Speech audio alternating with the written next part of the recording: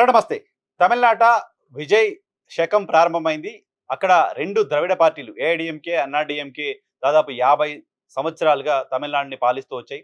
అటువంటి రాష్ట్రంలో తొలిసారిగా ఒక న్యూ జనరేషన్, న్యూ పార్టీ అక్కడ ఎమర్జ్ అవ్వడం, ఆ న్యూ పార్టీకి ప్రజలు అధికారం ఇవ్వడం చూస్తున్నాం. అనేక మంది సినిమా నటులు తమిళనాడులో రాజకీయ పార్టీలను ఏర్పాటు చేసినప్పటికీ దాదాపు 10 మందికి పైగా ఇప్పటికే రాజకీయ పార్టీలను ఏర్పాటు చేశారు. బట్ విజయ్ పార్టీని ఏర్పాటు చేసిన 2 ఏళ్లలోనే ఆ పార్టీని అధికారానికి దగ్గరికి తీసుకొచ్చారు తమిళనాడు ప్రజలు. సో, విజయ్ నేతృత్వంలో తమిళనాడులో టీవీకే పార్టీకి సంబంధించిన పాలన ప్రారంభం కాబోతోంది. ఈరోజు ఆయన అసెంబ్లీలో ప్రమాణం చేశారు శాసనసభ్యుడిగా. సో, 13వ తారీఖున బల నిరూపణ చేసుకోబోతున్నారు. 13వ తారీఖున బల నిరూపణ తర్వాత పూర్తి స్థాయిలో ప్రభుత్వం పనితీరుపైన దృష్టి పెట్టే అవకాశం ఉంటుంది. మొదటి రోజు ప్రమాణ స్వీకారం చేసిన సందర్భంగానే కొన్ని సంతకాలు చేశారు. ప్రధానంగా మహిళలకు సంబంధించిన భద్రత పైన, ఉచిత విద్యుత్తుకు సంబంధించిన అంశం పైన ఆయన సంతకాలు చేశారు. ఆ 2 తమ ప్రయారిటీస్‌గా చెప్తూ వచ్చారు. అంతేకాదు ఇమ్మీడియేట్‌గా కొంతమంది అధికారులను కూడా నియమించుకున్నారు. సీఎంఓకి సంబంధించిన కీలకమైన అధికారుల నియామకం, కొంతమంది ఐఏఎస్, ఐపీఎస్‌ల ట్రాన్స్‌ఫర్‌లు కూడా చేశారు.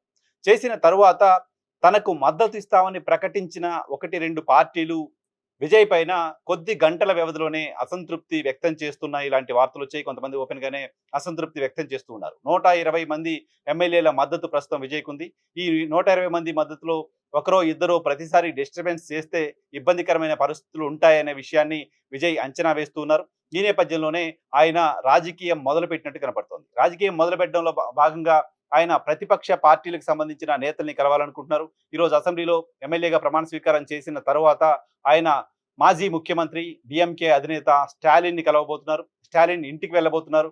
స్టాలిన్ ఇంటికి వెళ్లి ఆయన్ని కలిసి ఆయనకు సంబంధించిన ఆశీర్వాదం తీసుకోవడమా, లేకపోతే ఆయనకు సంబంధించిన బ్లెస్సింగ్స్ తీసుకొని, ప్రభుత్వంలో అనుభవం లేదు కాబట్టి తొలిసారి నేరుగా ముఖ్యమంత్రిగా ఆయన బాధ్యతలు తీసుకున్నారు కాబట్టి స్టాలిన్‌తో చర్చించడానికి సంబంధించిన అవకాశం ఉంటుంది.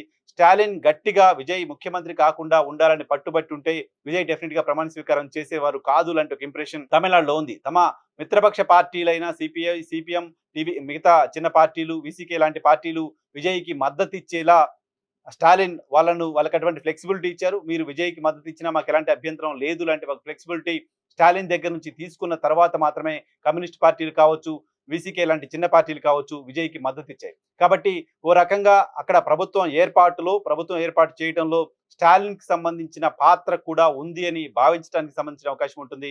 ఈ నేపథ్యంలోనే బహుశా విజయ్ కృతజ్ఞతలు చెప్పడానికి సంబంధించిన అవకాశం ఉంటుంది. తమిళనాడు రాజకీయాల్ని గడిచిన 3, 4 దశాబ్దాలుగా గమనిస్తున్న వాళ్ళకు అధికార ప్రతిపక్ష పార్టీల మధ్య తీవ్రమైన వైరం చూసాం. తీవ్రమైన వెండెటా పాలిటిక్స్ ఆ రాష్ట్రంలో చూసాం. అధికారంలో ఉన్న వాళ్ళు ప్రతిపక్షంలో ఉన్న వాళ్ళని వేధించడం, కేసులు పెట్టడం చూసాం.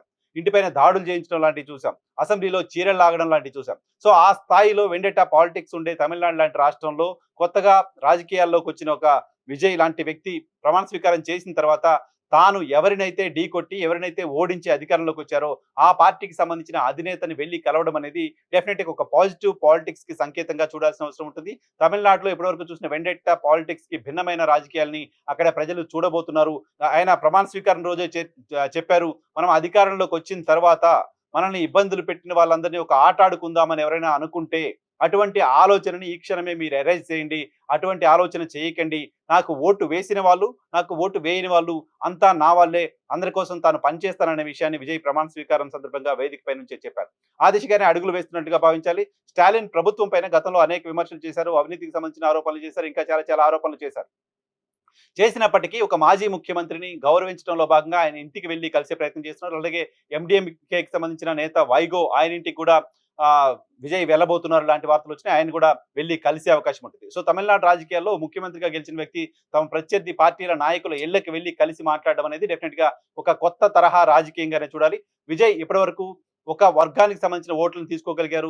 35% మంది ప్రజల మనసులు గెలుచుకుని వాళ్ళ ఓట్లు తీసుకోగలిగారు. అలా కాకుండా నేను మొత్తం తమిళనాడుకి లీడర్‌ని అని తనను తాను ప్రొజెక్ట్ చేసుకునే ప్రయత్నం చేస్తున్నారు. నేను ఎలాంటి కక్షపూరిత రాజకీయాలు చేయను లాంటి ఒక ఇండికేషన్ ఇచ్చే ప్రయత్నం చేస్తున్నారు. తమిళనాడులో వ్యక్తిగత వైరాలతో కూడిన రాజకీయాలను ఎప్పటివరకు చూశారు. నేను అటువంటి రాజకీయాలు చేయను అంటూ తమిళనాడు ప్రజలందరికీ చెప్పే ఉద్దేశంలో భాగంగా ఆయన స్టాలిన్‌ని కలవడాన్ని చూడాల్సిన అవసరం ఉంది. దాంతో భాగంగా అన్నాడీఎంకేకి సంబంధించిన నేతల్ని కలుస్తారా లేదా అనే దానిపైన చర్చ లేదు ఇప్పటివరకు. అన్నాడీఎంకేకి సంబంధించిన నేతలు అసెంబ్లీలోనే కలిశారు ఆయన కొంతమంది. కానీ అన్నాడీఎంకే పార్టీలో జరుగుతున్న పరిణామాలు కూడా, అన్నాడీఎంకే పార్టీ చీలిక దిశగా వెళ్తుంది లాంటి వార్తలు కూడా, అన్నాడీఎంకేకి సంబంధించిన ఎమ్మెల్యేలు వర్గాలుగా విడిపోయి ఈరోజు అసెంబ్లీకి వచ్చిన తీరు చూసిన తర్వాత కూడా తనతో ఉన్న చిన్న పార్టీలు ప్రతిసారి ఇబ్బందులు పెడతాయి ఇలాంటి ఒక అంచనాకి విజయ్ వచ్చి అన్నాడీఎంకేలో నుంచి ఒక ప్రధానమైన వర్గాన్ని తన వైపుకు తిప్పుకునే ప్రయత్నాలు చేస్తున్నారా?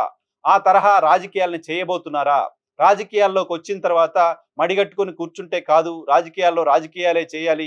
రాజకీయాలు చేయకపోతే తనను ప్రమాణ స్వీకారం చేయించడానికి సంబంధించి కేంద్రంలోని భారతీయ జనతా పార్టీ సర్కారు, గవర్నరు పెట్టిన ఇబ్బందులు గమనించిన తర్వాత ప్రభుత్వం 5 ఏళ్లు సాఫీగా ఉండాలంటే రాజకీయం చేయాల్సిందేనని రాజకీయం విజయ్ మొదలుపెట్టినట్టుగా చూడాల్సిన అవసరం ఉంది. అన్నా డీఎంకే పార్టీలో మొదలైన అలజడికి విజయే కారణమా లాంటి చర్చ కూడా తమిళనాడులో జరుగుతోంది. సో, అన్నా డీఎంకేలో జరగబోయే పరిణామాలు, అన్నా డీఎంకేలో జరగబోతున్న పరిణామాల తర్వాత అవి ఏ దిశగా వెళ్తాయి, ఏ రకమైన టర్న్ తీసుకోబోతున్నాయనేది విజయ్ రాజకీయం ఎలా ఉండబోతుందో మనకు చూపించబోతోంది.